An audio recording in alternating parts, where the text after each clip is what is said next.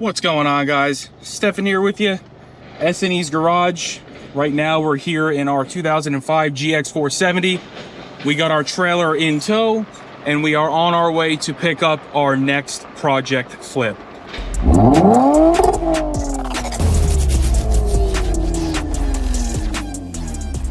So for those of you that have been following our channel from the beginning, usually every time we start a project or need to come up with some extra money to fund a project, the project being our Lexus GX, what we'll usually do is we'll pick up a car that needs some work, we'll fix it, and we'll sell it. And then we'll use that money from the sale of that car to go ahead and purchase what we need to purchase for our project. So we've come to a point with our GX. I want to do long tube headers and a mid pipe on this. Basically, it's the pipe right after the headers. And I need to come up with around just shy of $2,000 to get all of my parts together. And instead of just pulling $2,000 out of the bank and having it be a waste, I figure let's go pull $1,400 out. Let's go buy a car that's junk, that needs some work, that we can fix and turn into something nice, and turn that $1,400 into $6,000. We'll take $2,000 out of that to buy our headers, and then we'll have some money left over to do whatever else we want with. So that's what we're gonna do. We're on our way to go check it out. Once we get there, we'll show it to you, and we'll show you exactly why we picked this car, because once you understand why we are buying what we're buying, you'll get it right away, because we actually did something very similar in one of my other videos with another project, and I already have all of the parts that I need to fix this car that we're going to get and make it perfect. So this is going to be the first time I'm actually towing a vehicle home with our GX. We have towed several other things. We've towed about a pallet of mulch. We've towed a pallet of pavers. So I've had probably 4,000 or 5,000 pounds at the back of this truck before, and it did just fine. So the car that we're going to pick up shouldn't be anywhere near that. Probably only weighs about 4,000 pounds. So I don't see it being a problem, and we're not going super far. So I am excited to see how this thing does, and hopefully you guys are too. So we're about halfway to where we're going. When we get there, we'll pick back up. All right, guys, and here it is. This is our new to us 2016 Mazda CX5. Now, if you guys remember, several cars ago, we did a 2016 Mazda 6, and that needed an engine. This one also needs an engine, but there's a caveat to that. The engine that we pulled out of our Mazda 6 ran great. It was just mixing some coolant and oil. So this engine's knocking like a banshee. It's knocking real bad. Something going on down on the bottom end. But I think, and I have a hunch, that we can fix the engine that we pulled out of our Mazda 6 and throw it in this. And that's exactly what we're going to try to do. So let's go ahead. Let's get it home. Let's get it off the trailer and let's check it out. Fuck, that guy's riding my ass. That guy's on my ass. Oh, wait. Oh, wait. Wait. Oh, yeah. Oh, yeah. I'm towing it. So this thing actually towed surprisingly well. We probably got around, between the trailer and the car, maybe 5,500 pounds or so on it, but it did great. I just didn't let it shift into overdrive. I kept it in 4 instead of D, and we just cruised on home.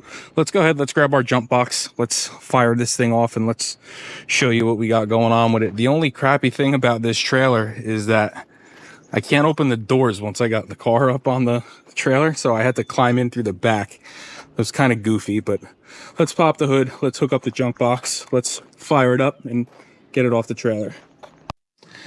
So here we are inside the Mazda. Again, I just climbed in through the window, but I got the jump box on it. Let's see if it'll fire off.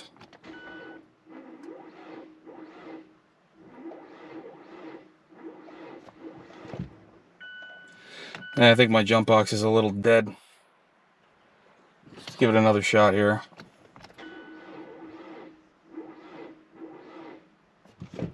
Yeah. All right, take two. We pushed it over here with the golf cart. We let it marinate on the battery charger for about half hour. Let's fire it up again and show you what's going on with this thing.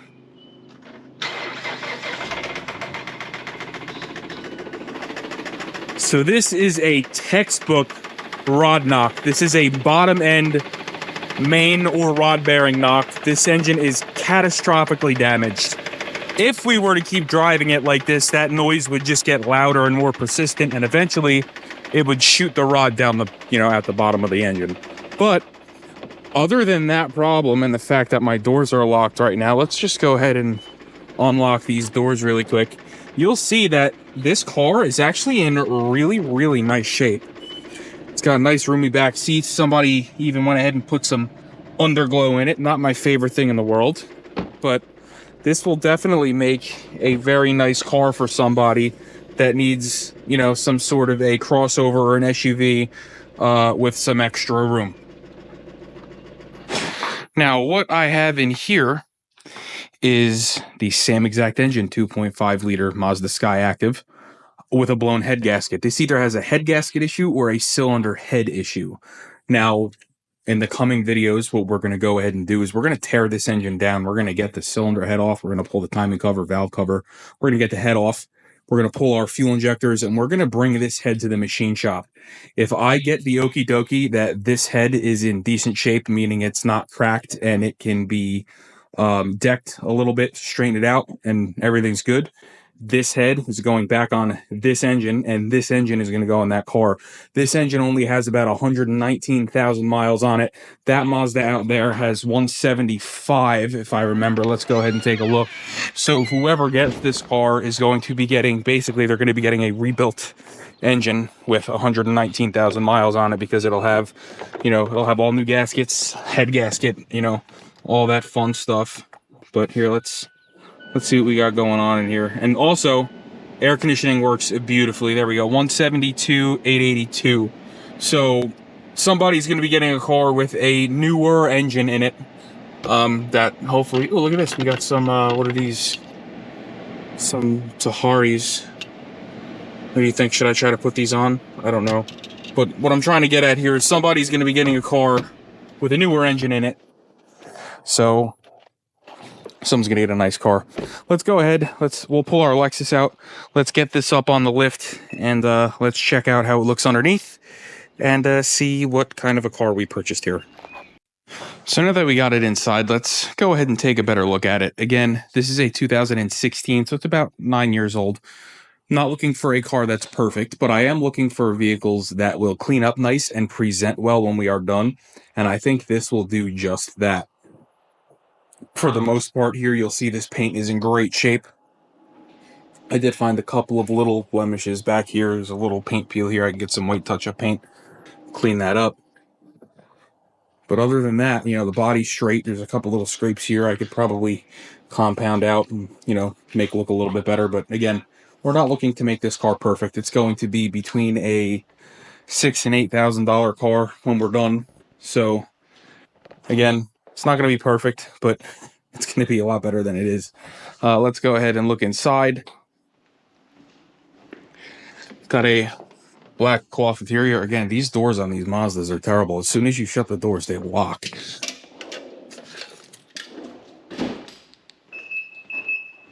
You see, like I said, somebody put underglow under it, which is kind of corny, but it is what it is. I guess you'll see it's got a nice clean dashboard. It's got a touchscreen radio. Nice cloth seats. It does smell a little bit like marijuana in here, so I am going to have to treat this with our ozone generator. We'll go ahead and go over that when we get to that point. Something that I use a lot on the channel, especially when we're doing these flips, because we want to make them smell nice and like new. So that's what the ozone generator does. But again, this is a hatchback, so there's a lot of room back here. The spare tire is a donut, but the spare tire is under here, which again, that's a plus, because whoever buys it, if they get it flat, they're going to want that. Again, the door's locked already. Man, that's annoying. I got to turn that off. But overall, it presents nice. Let's go ahead. Let's get it up in the air, and let's give it a quick once-over. So everything under here looks to be in pretty nice shape too. You see we don't have any leaking axles or leaking ball joints. I don't see any oil leaking out of anywhere. And if we go ahead and grab the wheels and give them a shake, they're nice and tight. All of our joints are nice and tight. Tires are halfway decent. They're not perfect, and they're not the best brand either. We have a Starfire here on this side.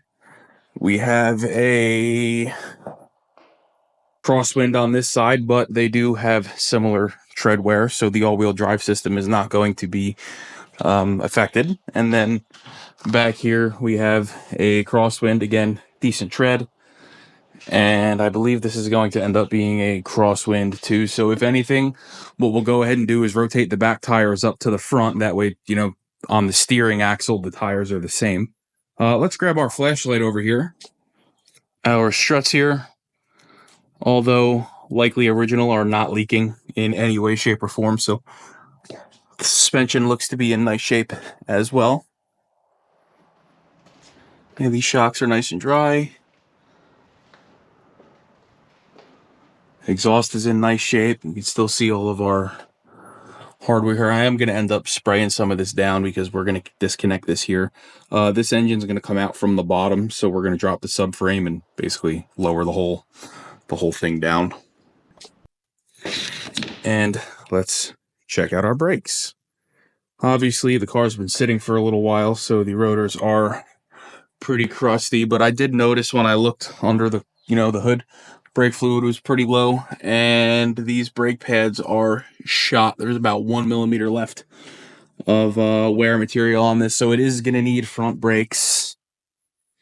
Let's take a look at the underglow under here. Yeah, there's one on this side, and there's one on this side. I don't know. What do you guys think? Should I take that down, or should I leave it for the next for the next buyer?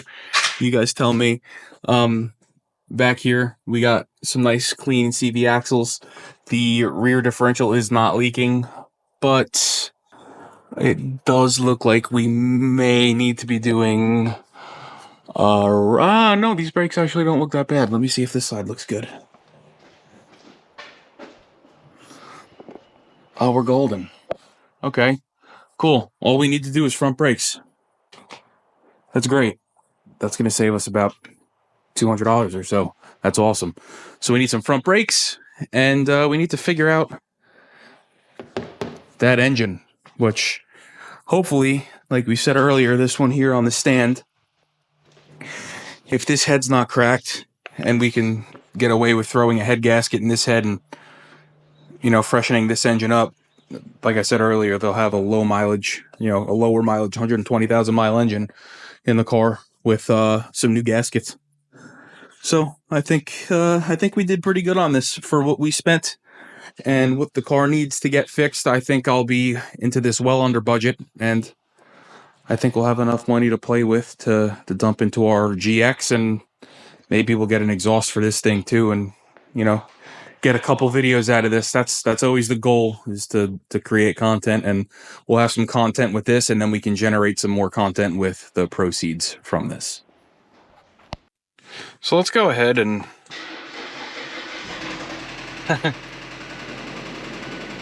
take it for a quick lap around the yard here. Try to clean those back brakes up a little bit. There's a lot of rust on them. And I want to see how this transmission shifts, at least out of first and second.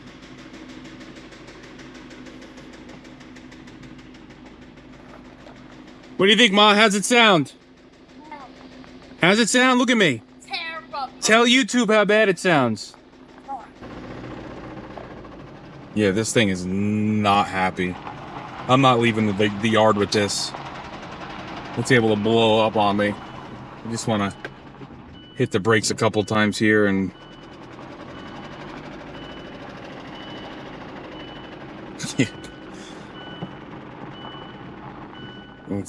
Let's turn it back around. I'm not chancing blowing it up with no plates on it on the side of the road here. Plus, if I need to use this cylinder head, last thing I want to do is have a piston smack into the top of it. Oh my God.